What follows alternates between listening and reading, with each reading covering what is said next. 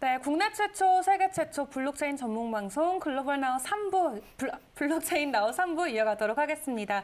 저희 3부에서는 샌드뱅크 백훈종 이사님 자리하셨습니다. 이사님 어서 오세요. 어서 오세요. 안녕하세요. 저희 보고 싶으셨죠? 네, 그럼.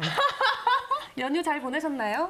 네, 너무 잘 쉬고 네. 행복한 연휴 보냈습니다. 네, 어디 다녀오셨어요? 집에서 쉬었습니다. 아, 집에서 쉬셨군요. 네네. 네. 아니 저희가 이렇게 좀 눈썰미가 좀 뛰어난 편이라서 이렇게 살짝 봤는데 예쁜 반지를 이렇게 왼쪽 네 번째 손가락에 끼고 계시더라고요. 아, 네네네. 네, 그래서 혹시 이제 유부남이라는 그런 소문을 제가 얼핏 들었어요. 네, 저 유부남 맞고요. 네. 결혼한 지 이제 4년 차. 아, 네. 그럼 혹시 너무 사적인 질문인가? 네. 자녀는? 자녀는 아직 없습니다. 아, 그러면은 육아와 동반하지 않는 그냥 정말 휴식을 가지셨겠네요. 네, 아직까지는 좀 육아가 자신이 없어가지고. 네. 근데 이제 곧 해야죠, 저도. 아. 네, 이제 그럼 본론으로 들어가서 네. 지난 시간에 저희 커스터디와 관련된 이야기 나눴잖아요. 오늘은 어떤 주제로 이야기를 나눌까요?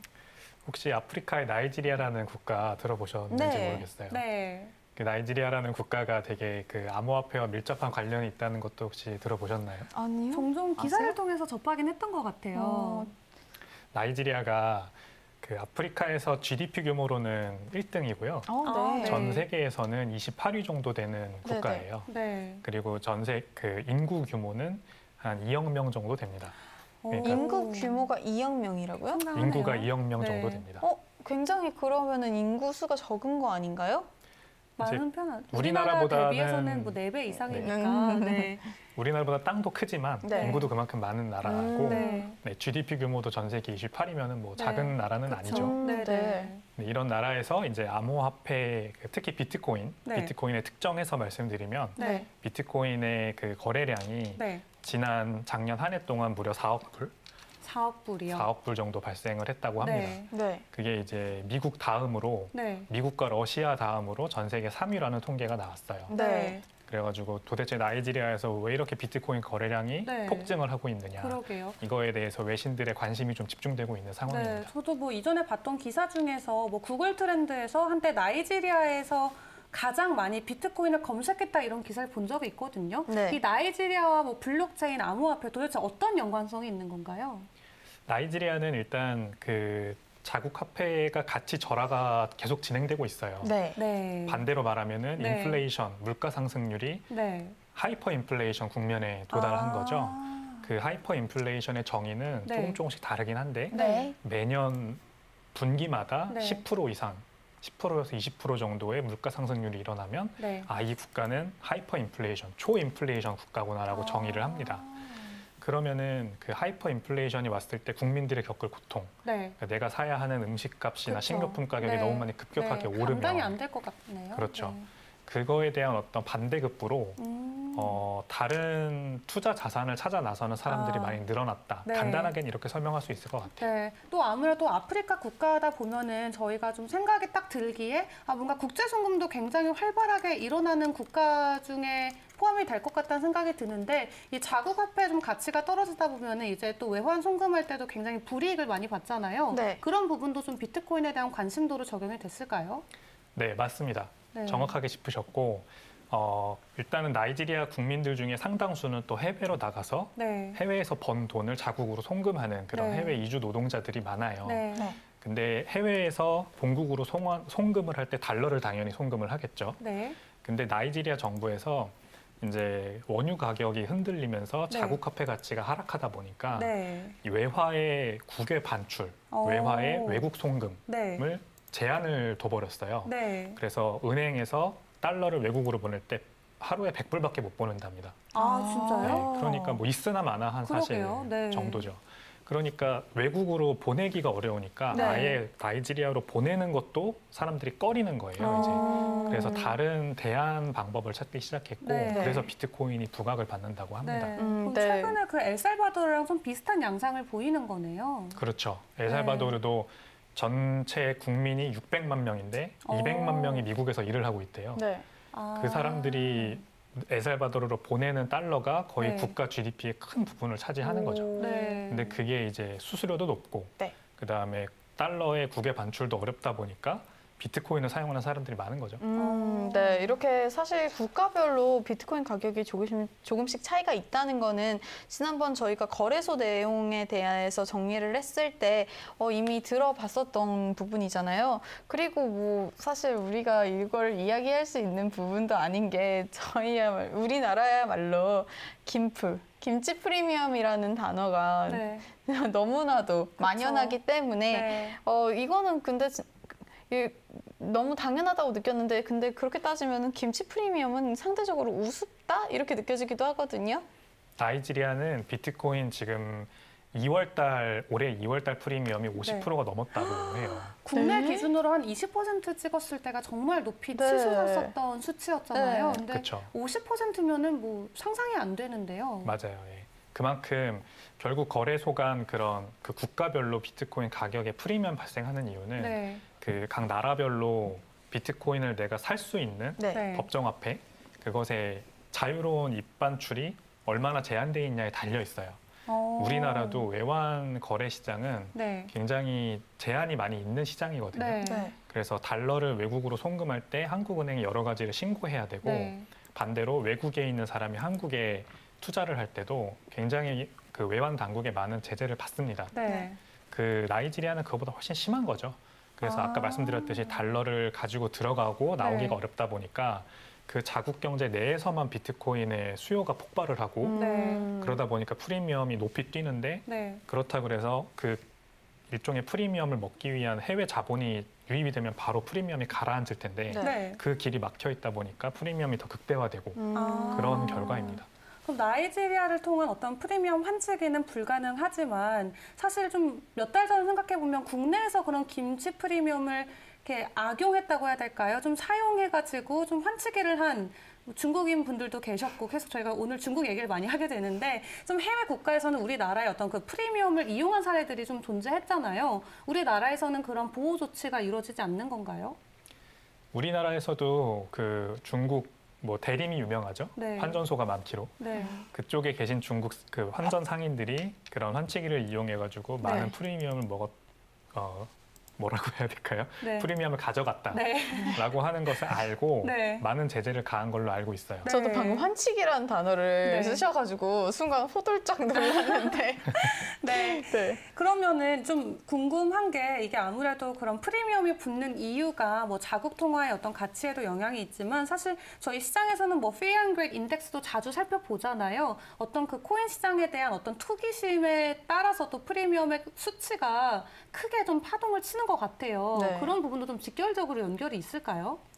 네, 그렇죠. 네. 나이지리아 같은 경우에는 특별한 케이스가 있었는데 네. 나이지리아에서 의류를 네. 중국으로부터 수입하는 또 네. 중국 얘기가 아, 나오네요. 그러게요.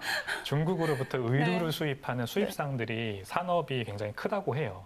근데 이 사람들이 중국으로부터 의류를 수입할 때 당연히 달러화로 결제를 해야 되는데 네. 말씀드렸듯이 달러화에 대한 그 나라 내에서 달러화의 어떤 양 자체가 너무 네. 마르다 보니까 나라에서도 달러 내보내지 마.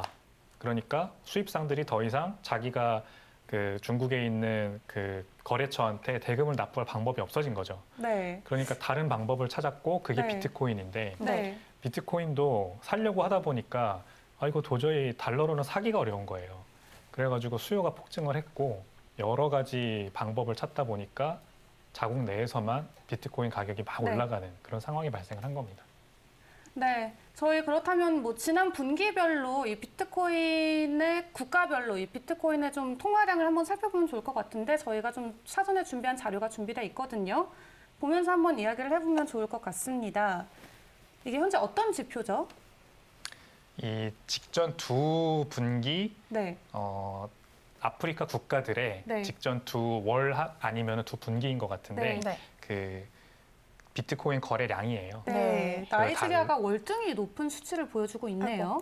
네, 죄송합니다. 나이지리아의 화폐 이름이 나이라인데 네. 네, 이제 가장 위에 오렌지 그래프가 그 네. 나이라 화폐의 네, 그 미국 달러화 가치로 치환된 금액입니다.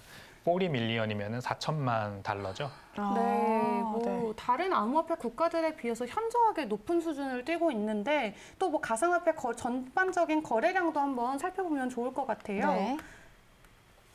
살짝 크게 띄워드릴게요.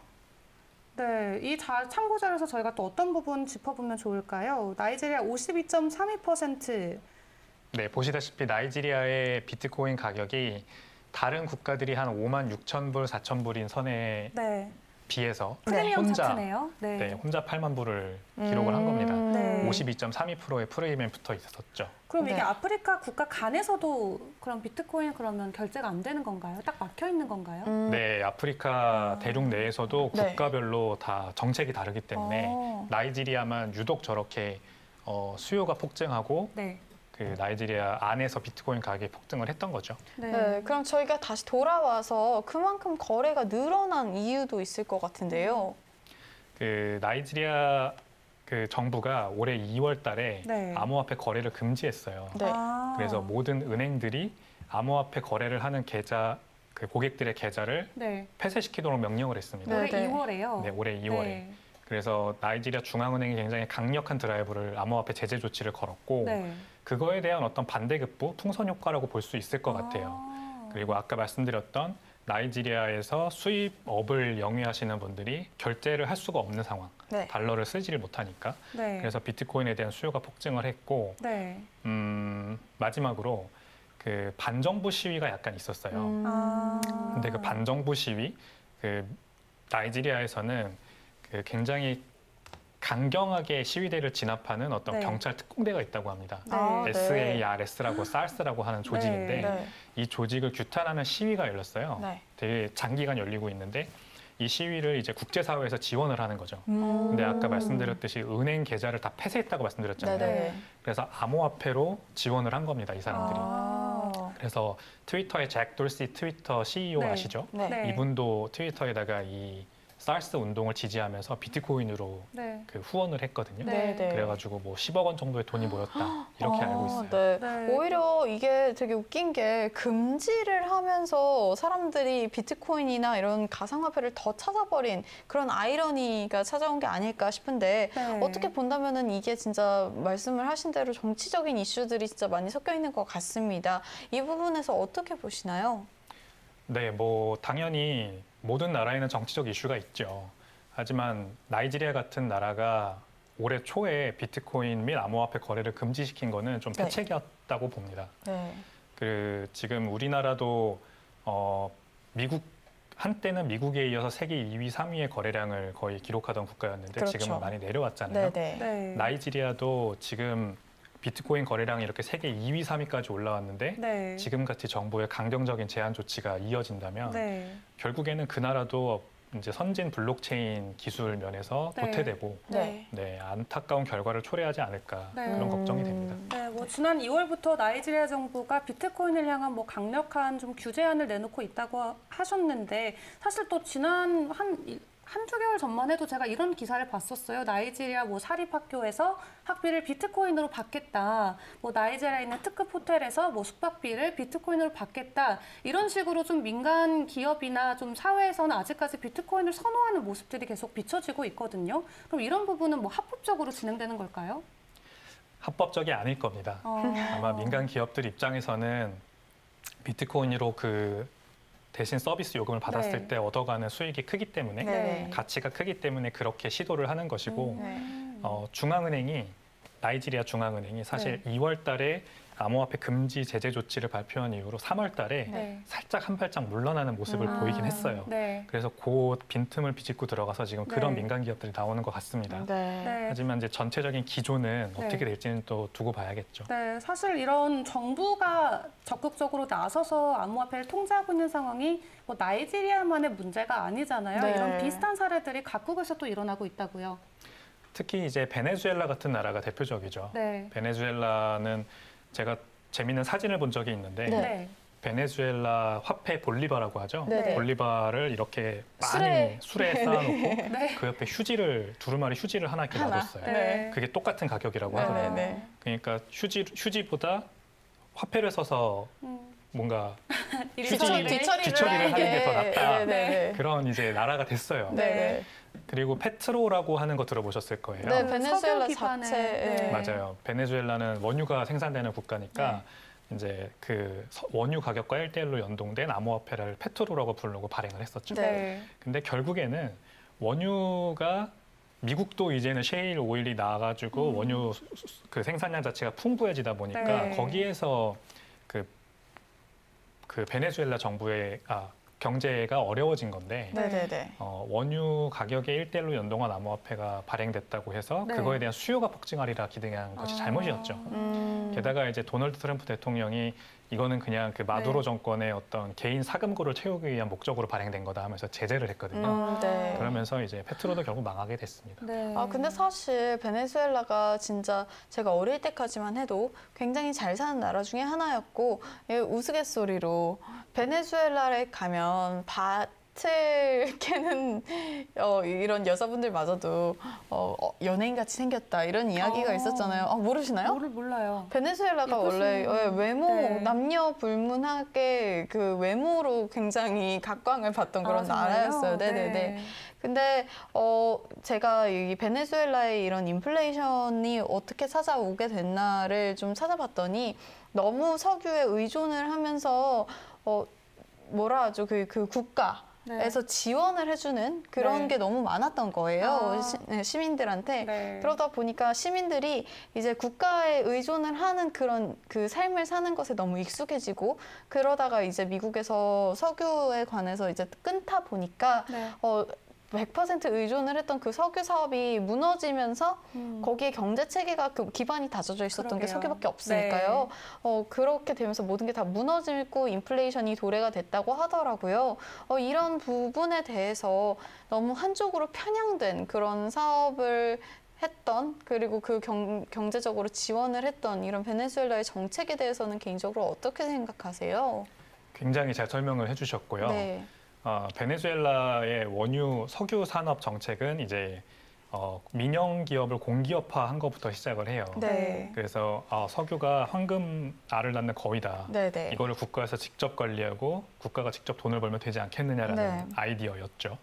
그래서 철저한 시장 경제 자유주의를 배제함으로써 결국에는 패착을 하게 된 겁니다. 네. 네. 근데 이제 그것이 지금 많은 남미 국가들, 베네수엘라뿐만이 아니라 많은 남미 국가들과 아프리카 국가들에서 그대로 답습되고 있어요. 네. 네네네. 그래서 절대 국가 주도의 경제 체제는 살아남지 못한다. 네네. 물론 네. 살아남은 경우가 중국을 예를 들어 설명하면은 뭐 그렇다고 할 수도 있어요. 네. 하지만 중국도 시장을 개방했기 때문에 지금 이렇게 잘 됐다고 보는 게 더 올바른 해석이겠죠. 네. 이렇게 그래서 네. 그렇습니다. 네. 네, 이 베네수엘라, 또 나이지리아 자국의 통화 가치가 워낙 낮기 때문에 이 암호화폐를 또 새로운 어떤 화폐 수단으로 받아들이고 있는 과정에서 나이지리아 같은 경우도 암호화폐를 완벽하게 차단하고 그냥 손을 놓고 있었던 건 아닌 걸로 보여지거든요. 한동안 해외 송금을 할 때 국가에서 최초로 보조금을 지급하는 사례도 발생했다고 해요. 그래서 보조금을 1달러에서 1.25달러까지 해외 송금할 때 국가 차원에서 지급을 했다고 하는데 이런 방안들이 결코 국민들이 암호화폐를 향한 어떤 그런 마음이나 신뢰를 결국 다 다지지는 못한 것 같거든요.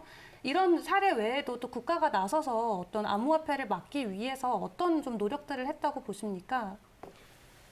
이제 많은 경우들이 있는데 암호화폐 우리나라 같은 경우에도 지금 그 재난지원금이라고 해가지고 그렇죠. 네. 현재 5차까지 나왔죠. 지금 자영업자들이 느끼는 고충이나 아니면 네. 빚더미에 허덕이고 있는 정도를 이렇게 월 한 번씩 100만 원 네. 아니면은 월 10만 원 이런 식으로 현금으로 주는 것들이 그렇게 큰 경제적 효용이 있다고 보지 않아요. 네. 근데 이제 나이지리아가 아까 말씀하신 그 수수료 지원금을 제공한 것도 결국 비슷한 맥락이라고 생각을 해요. 네. 네. 실제적으로 내가 사업을 영위하는 사람 입장에서 네. 제대로 제때에 물건을 살 수 있고 혹은 팔 수 있고 네. 그것에 대한 대금 정산을 할 수 있어야만 하는 것이지 네. 그 나라에서 보조금을 줘가지고 네. 그 틀 안에서 하라고 하면은 결국에는 내가 하고자 하는 경쟁을 제대로 영위하지 못하죠. 네. 그래서 절대 좋은 솔루션이 아닌데 네. 많은 정부들이 이런 식으로 해결을 하려고 하는 면이 있어서 네. 좀 아쉬운 것 같습니다. 네, 결국 일시적인 어떤 방편책이라는 말씀이시죠. 그렇습니다. 네, 그렇다면 또 한국 상황도 좀 살펴보면 좋을 것 같아요. 이제 저희도 암호화폐 관련해서 다양한 규제들이 나오고 있는데 이 특근법 정말 한 달을 앞두고 있습니다. 어떻게 보고 계세요? 아직까지도 가상자산 사업자 라이센스를 받은 거래소가 없죠. 네. 그것에 대한 우려가 저도 좀 많이 되고 네.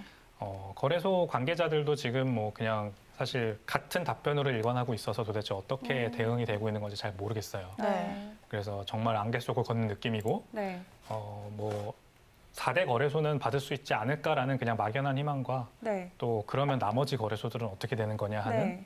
걱정, 그게 뒤섞여 있는 것 같습니다. 네. 이 현재 우리나라 특근법과 뭐 또 나이지리아 사례를 살펴볼 때 뭐 좀 살펴봐야 될 공통점이나 이런 차별점들도 있을까요? 아무래도 나이지리아도 암호화폐 거래는 제한하면서 자국의 디지털 화폐는 만들어서 그것을 유통하려고 하는 움직임이 굉장히 강하고요. 네. 우리나라도 하는 CBDC라고 해서 하는이 네. 이제 공개 입찰을 했죠. 네, 지금 이제 그 두나무와 함께 하기로 결정이 된 거 아닌가요? 네네. 네. 이제 그라운드 X 네. 자회사 그것과 함께 하기로 했는데 결국 국가 정부가 민간 암호화폐는 최대한 금지하면서 네. 이제 스스로 만든 그 CBDC를. CBDC 네. 네. 그것을 많이 사람들에게 쓰게 하려는 그런 움직임이 같이 일어나고 있는 것 같습니다. 네. 네. 그렇다면 뭐 우리나라도 사실 코인 투자하면은 뭐 빠지지 않잖아요. 정말 많은 분들이 뭐 보니까 7월 달에 가장 많이 사용한 금융 앱이 업비트로 꼽혔다고요. 네. 네, 오늘 그런 기사가 났더라고요. 그렇다면 과연 우리나라가 이 전 세계에서 비트코인으로 얼마만큼의 수익을 올렸는지도 좀 궁금하거든요. 네, 지금 차트 준비되어 있어서 차트 네. 먼저 띄워보고 네, 이사님이 설명을 해주시면 좋을 것 같습니다. 지금 네. 보니까 미국이 가장 높은 순위에 차지해 있네요. 미국이 압도적으로 높은 네. 그 거래량을 수익을 보여주고 있고요. 네. 그러니까 이 차트가 보여주는 건 거래량이 아니라 네. 그 각 국가별로 네. 암호화폐 투자자들이 올린 수익의 수익. 총합입니다. 네. 네. 근데 이제 우리나라가 9위에 랭크돼 있는데 9위요. 네, 베트남하고 동률입니다. 아. 그래서 저는 이 차트를 해석하는 방법은 네. 이 순위를 역순으로 보면요. 네. 각 국가 정부들이 네. 이제 암호화폐 그 시민들의 암호화폐 축적을 통한 부의 축적을 아. 최대한 방해하고 제재하고 있는 있다. 국가. 네. 그것의 아, 순위라고 네. 보시면 좋을 것 같습니다. 네. 네. 그러면은 진짜 이게 2020년 Estimated Realized Bitcoin Gains by Country Top 25잖아요. 이렇게 미국은 평균 4.18달러. 8.1 빌리언 달러. 네, 4.1 빌리언 달러인데 우리나라는 끽해봐야 0.48 빌리언 달러 요렇게밖에 안 는 게 근데 우리나라가 그 정도로 제재가 심한가요?